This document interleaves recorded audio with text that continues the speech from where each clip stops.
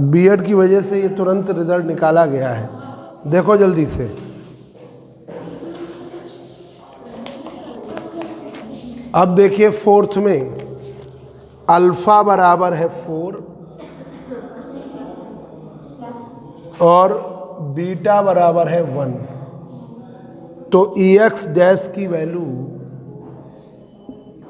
EX के बराबर या E1 डैश की वैल्यू E1 के बराबर, E1 डैश की वैल्यू E1 के बराबर। ठीक है, केस फिफ्थ बोलो नहीं बच्चों, केस फिफ्थ।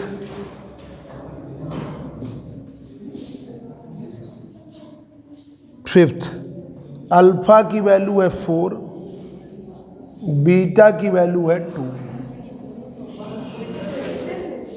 अल्फा की वैल्यू है 4, बीटा की वैल्यू है 2। तो ये आपका E1 डैश के बाद EY, अल्फा की वैल्यू है 4, बीटा की वैल्यू है 2, तो ये EY डैश बराबर आएगा, इसी से सब आ जाएगा, gamma EY minus BZ minus BZ। अब आप फिर इसे आप ऐसे भी दिखा सकते हैं, EY को क्या करोगे, EY को किससे दिखाएंगे, 2 1 में किस पे दिखाएंगे,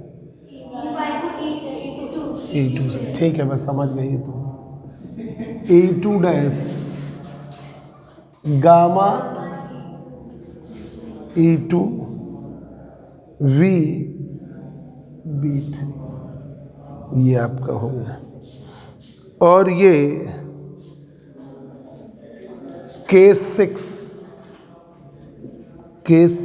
इसको आप करके भी देख सकते हो, पर उतना करने में फिर टाइम बहुत वेस्ट हो जाता, तो इसलिए हम लोग यही अल्फा बराबर 4, बीटा बराबर 3, अल्फा बराबर 4, बीटा बराबर 3, तो याद करने की कोशिश करना।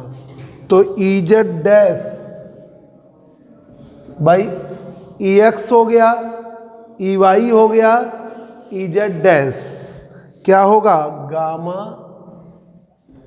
गामा EZ VBY, या हम इसे क्या कहेंगे E3 dash gamma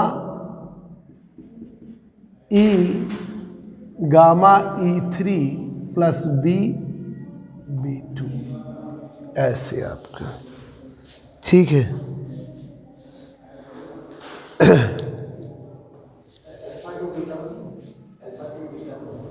alpha 2 beta 1, आ जाओ बेटा।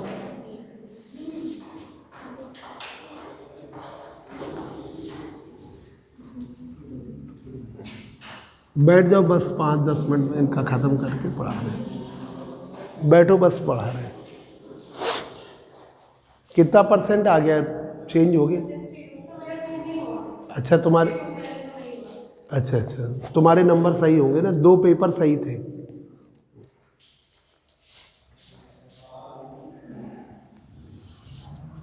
अब देखिए,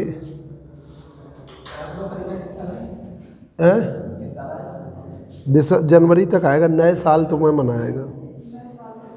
6 ट्रांसफॉर्मेशन, ये 6 ट्रांसफॉर्मेशन, 3 B1 B2 B3 और 3 आपके E1 E2 E3, तो ये 6 transformation, 6 transformation equation implies that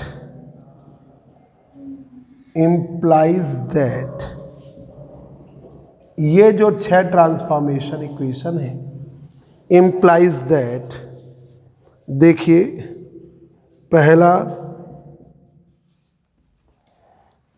E1 dash की वैल्यू E1 के बराबर, ठीक है, B1 डैश की वैल्यू B2 के बराबर, एंड B1 डैश की वैल्यू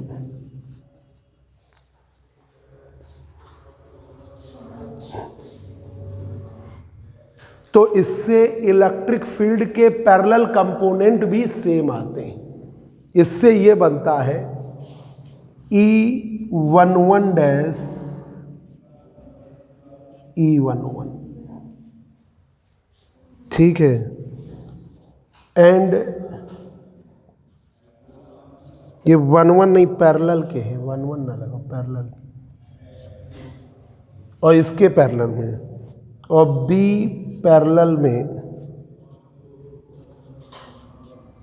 ये पैरेलल कंपोनेंट, ये है आपके पैरेलल कंपोनेंट,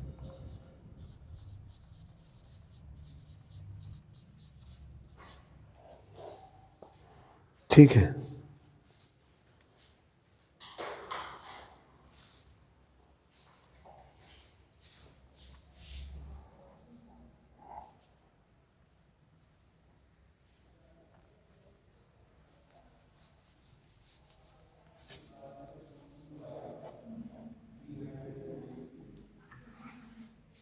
पैरेलल कंपोनेंट,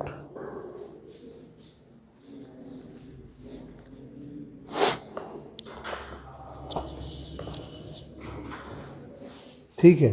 तो ये लिख दीजिए, these are the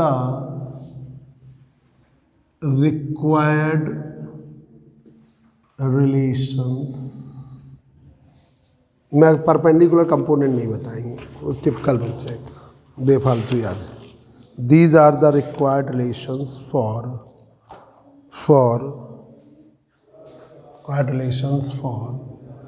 transformation of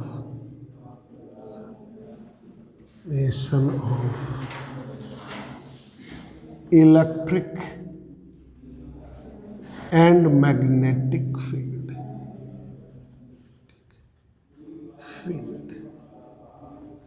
electric and magnetic field, electric and magnetic field vectors. ये आपका हो गया लेसन कंप्लीट, ठीक है। सबसे टिपिकल पार्ट आप पढ़ चुके हैं इसमें, ठीक है। इसमें अब टिपिकल पार्ट नहीं रह गया, ठीक है। इससे अब हम, हाँ, ये लेसन कंप्लीट हो गया। अब प्लाज्मा हम शुरू करेंगे, है। अब प्लाज्मा का एक ही लेसन कर देंगे, तो तीसरी, मतलब तीसरी और चौथी यूनिट का होगा, चौथी अलग कर देंगे। मतलब ये है, ये आपका कंप्लीट हो गया है इलेक्ट्रॉनिक्स।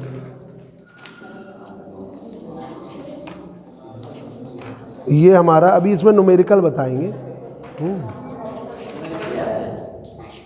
मतलब न्यूमेरिकल का डेरिवेशन ही है, समझो। ये आपका हो गया, ये फर्स्ट सेकंड थर्ड यहाँ से हुआ। Plasma as a state of matter, plasma उसे ये 3 4 दिया हुआ, ये तो जरा ही सी ये है, ठीक है। ये दो, ये मैथमेटिकल। इस बार से सिलेबस में मैक्सवेल इक्वेशंस भी दे दिया है। अभी तक मैक्सवेल इक्वेशन नहीं था, अभी तक आपकी शुरुआत यहाँ से होती थी लेनार्ड विचार्ड पोटेंशियल से। अब आपकी मैक्सवेल इक्वेशंस भी दे दिया है, तो आपको पहले हम लोग क्या मैक्सवेल इक्वेशन क्या बताना है, कोई ज़रूरी नहीं, पर वो आसान चीज़ आ गई ना बेस में। हाँ, तो आपकी मैक्सवेल